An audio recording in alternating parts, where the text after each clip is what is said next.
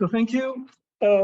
We're starting a bit late, sorry, but since we're late and we do want to eat later, so I'll have to be very strict on the time. So 5 minutes beforehand, I'll tell you that you still have 5 minutes left, and then I'll divide it. I can't do that for Professor Ross, so it's very likely.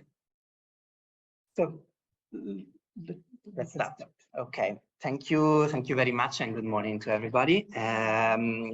I'm sorry, but I will speak in French because I wrote in French. But if you have questions after, I can answer in English or in Italian, whatever you want. Alors, je commence à medias res, mon intervention, avec une citation de l'abbé Jean-Pierre Moussat, qui fut un prêtre catholique d'origine sénégalaise, qui rédigea ces passages en 1854 de son exil à Haïti. Et je cite, non, ne marche pas.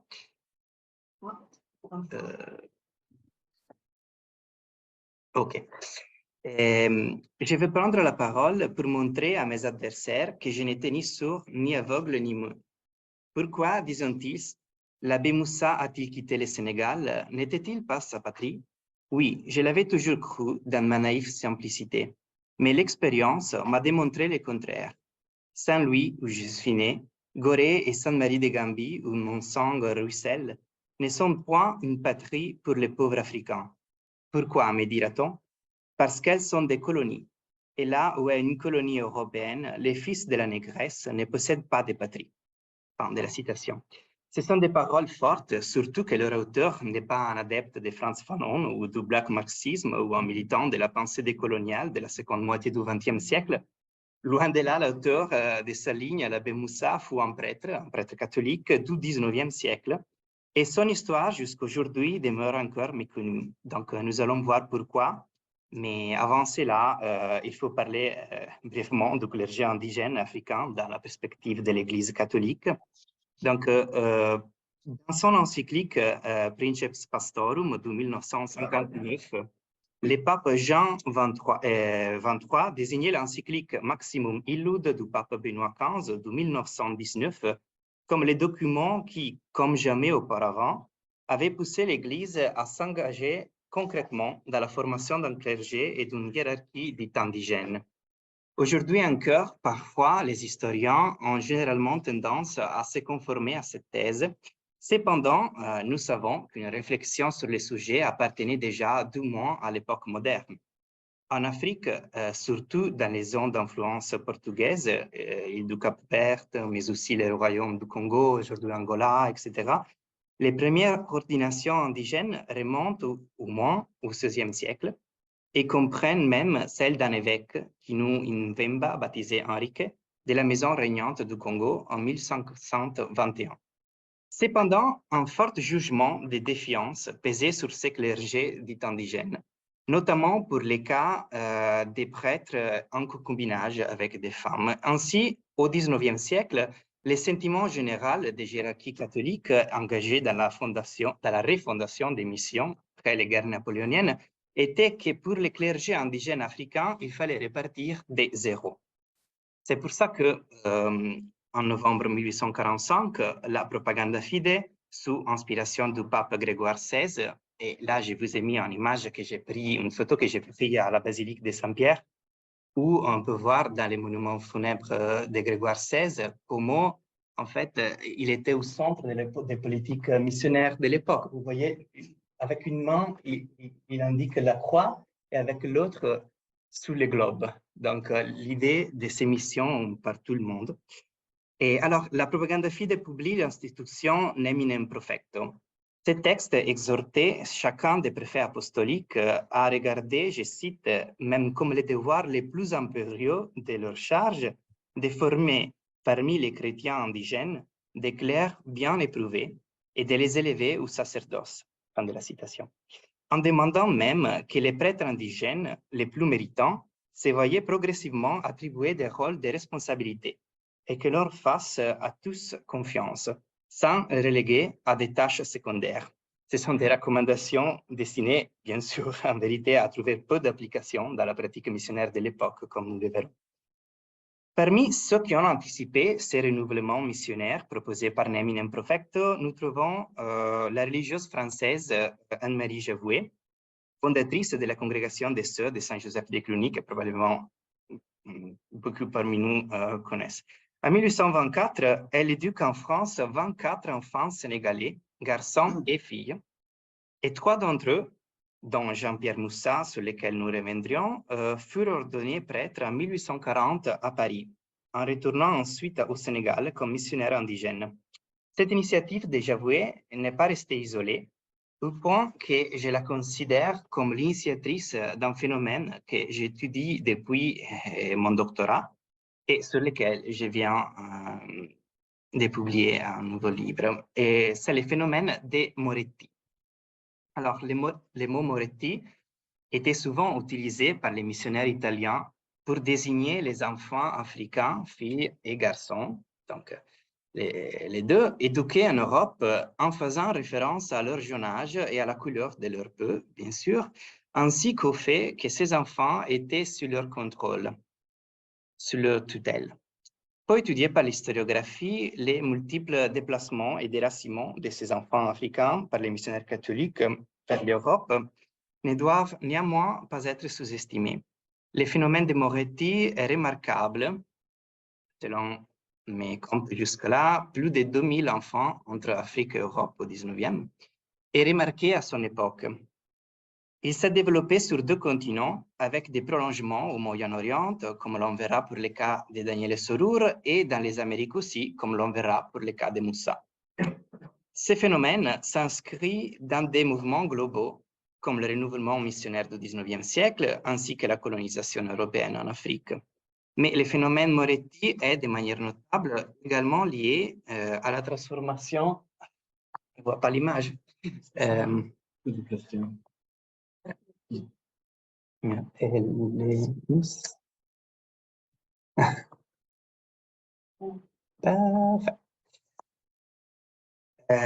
c'est le cardinal d'Algérie. Donc, je disais, le phénomène Moretti, c'est lié à la transformation profonde de la position officielle de l'Église catholique sur l'esclavage au 19e, passant de la légitimation de facto de l'esclavage à un soutien marqué des politiques abolitionnistes avec le cardinal d'Algérie et pas seulement. Donc, selon, par exemple, l'historien Jean Bauer, libérer des enfants esclaves fut souvent la raison pour laquelle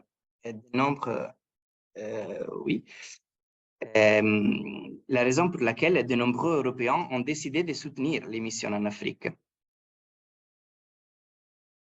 Admettre. D'accord.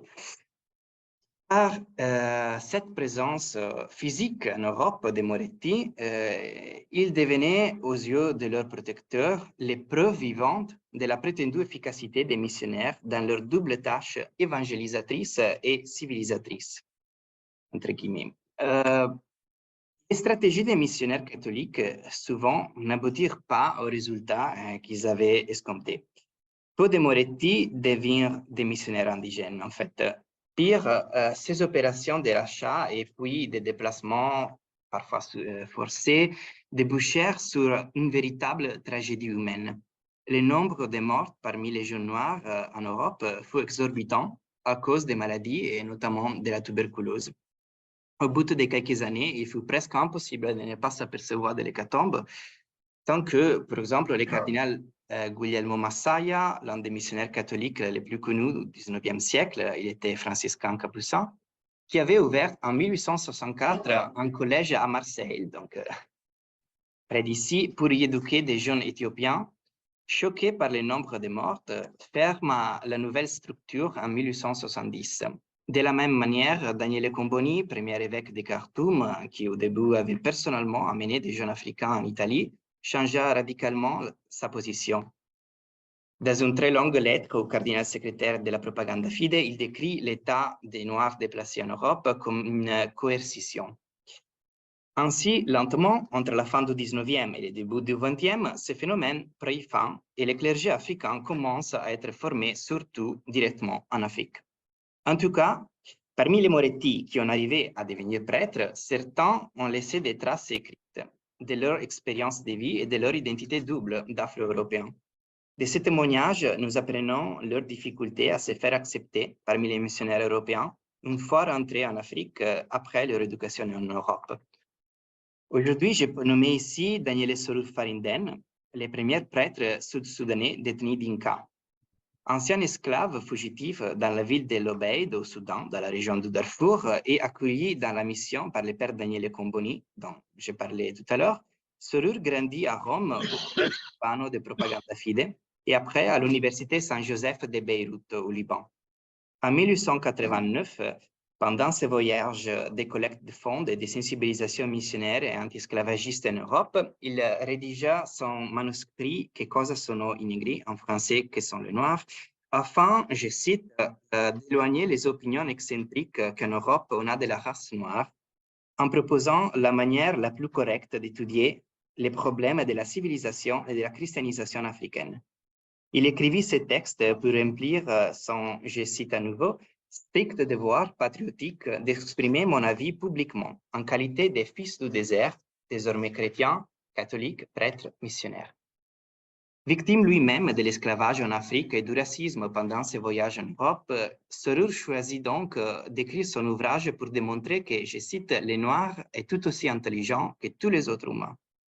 Influencé par la thèse de la régénération de l'Afrique par l'Afrique de Daniele Comboni, Sorur développe l'idée d'une nouvelle Afrique noire transformée par les Africains eux-mêmes une fois qu'ils se seront convertis au christianisme. Cette idée d'une civilisation indissolublement liée à la christianisation était typique des missionnaires de l'époque, mais il faut souligner que quand Sorur parle d'un esprit du christianisme, il ne pense pas à une Afrique européanisée. Il affirme clairement qu'une véritable conversion de l'Afrique ne signifie pas, je cite, laver les Noirs pour les rendre blancs, mais plutôt aller vers Jésus-Christ qui est mort non seulement pour vous les Blancs, mais aussi pour nous les Noirs. Concrètement, il parvient même à évoquer la formation d'un clergé indigène africain avec la liberté de se marier, pour favoriser l'accès à la prêtrise parmi des peuples africains qui n'avaient pas le célibat parmi leurs valeurs. Sorur était donc un prêtre africain intellectuel avec une pensée originelle, au point que son ouvrage a été censuré par ses supérieurs religieux européens.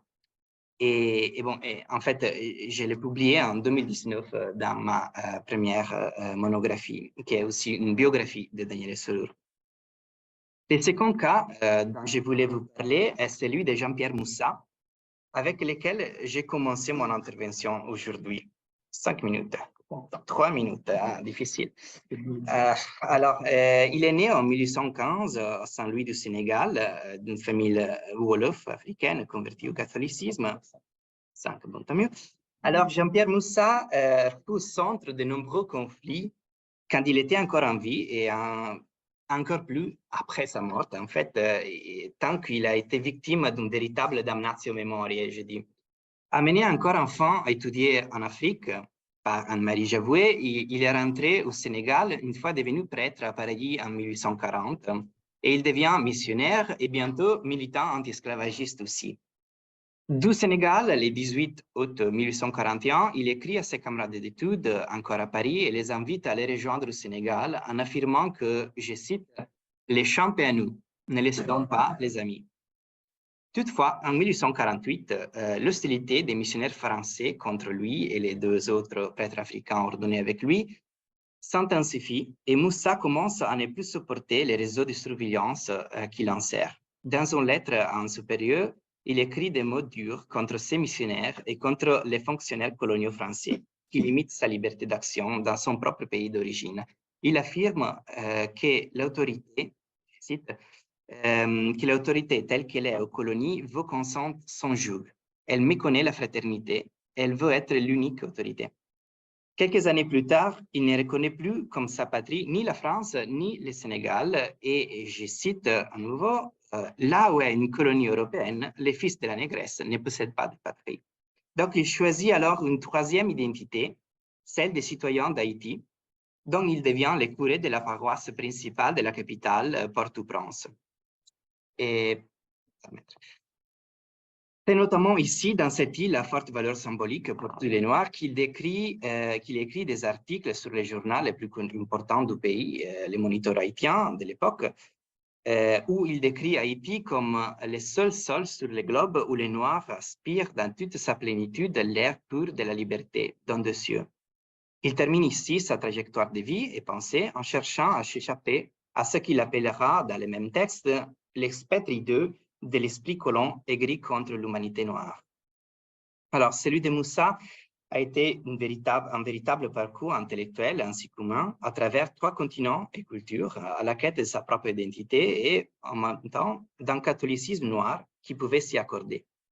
Bien qu'il ait été une figure marquante de la société, de la politique et de l'Église française, sénégalaise et haïtienne, l'historiographie jusqu'à aujourd'hui n'a transmis rien d'autre que son rôle de modèle noir pour un peintre blanc, en fait, et parfois de très rapides commentaires négatifs à son sujet, fondés uniquement sur les sources écrites par des missionnaires européens. Là, je vous ai mis, ah non, là c'était avant, là je vous ai mis un exemple. Alors, en conclusion, pourquoi donc Moussa, Mesrour et d'autres aussi fut toujours ciblés de cette disqualification? La réponse est complexe et la raison principale était sans doute que l'historiographie traditionnelle de l'Église n'a jamais eu vraiment d'intérêt à assumer, du moins pour le 19e, les points de vue d'un prêtre d'origine africaine et notamment dépendant comme Moussa l'était. Les accusations préférées contre Moussa sont les mêmes que celles dirigées contre d'autres prêtres noirs, parmi les autres Moretti, mais aussi au Cap-Vert, au Brésil, etc. Et elles remettent en question la moralité de Moussa, surtout du point de vue sexuel et pastoral. Donc Moussa et ses 2 camarades jouaient un rôle sociopolitique bien défini au Sénégal. Ils étaient des missionnaires indigènes, mais il semble que leur mode d'existence n'était pas conforme au modèle hégémonique des missionnaires européens. Donc, les accusations, qu'ils étaient fondées ou non, nous montrent le fait qu'ils étaient victimes des stéréotypes et des clichés culturels, indice d'un certain mode de production de l'imaginaire blanc sur les personnes noires. En ce sens, les caractères violents de la forme nègre, comme disait Fanon, nous montrent les tentatives de domestiquer ces clergés indigènes africains. Et bon, je vais vite parce que sinon nous n'avons pas le temps. Alors, enfin, les Moretti ont toujours été réputés comme des auxiliaires des missionnaires blancs au 19e siècle, qui étaient leurs soi-disant bienfaiteurs. Dans un passage de son livre Peau noire, masque blanc, Fanon écrit, je cite, « Dans les colonies, les officiaux indigènes sont des interprètes. Ils transmettent aux confrères les ordres du chef européen et en conséquence, ils gagnent une certaine honorabilité. » Donc, c'est notamment contre ce destin décrit par Fanon que Moussa et Serur se révoltent. Ils ne veulent pas être perçus exclusivement comme de simples interprètes. Ils ne se conçoivent pas comme des auxiliaires des missionnaires blancs, mais plutôt comme des vrais intellectuels et missionnaires indigènes, c'est-à-dire comme des protagonistes de la vie de l'Église africaine, notamment parce qu'ils ont été ordonnés et qu'ils peuvent administrer les sacrements. Donc, ces choix d'indépendance, ils l'ont payé cher pendant toute leur vie, mais aussi après leur mort, comme la transmission de leur mémoire historique nous le montre. Cependant, aujourd'hui, nous pouvons, ou mieux, nous devons, finalement mettre en valeur des histoires comme celle de Moussa et Serur. Cela nous permettra d'enrichir nos lectures de l'histoire de l'Église missionnaire au 19e d'un regard différent.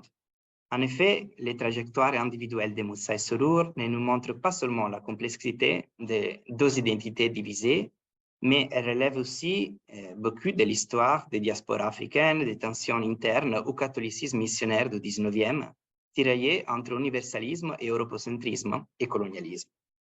Donc, il est clair qu'il s'agit de questions plutôt complexes et vastes, mais pas propres seulement du XXe siècle.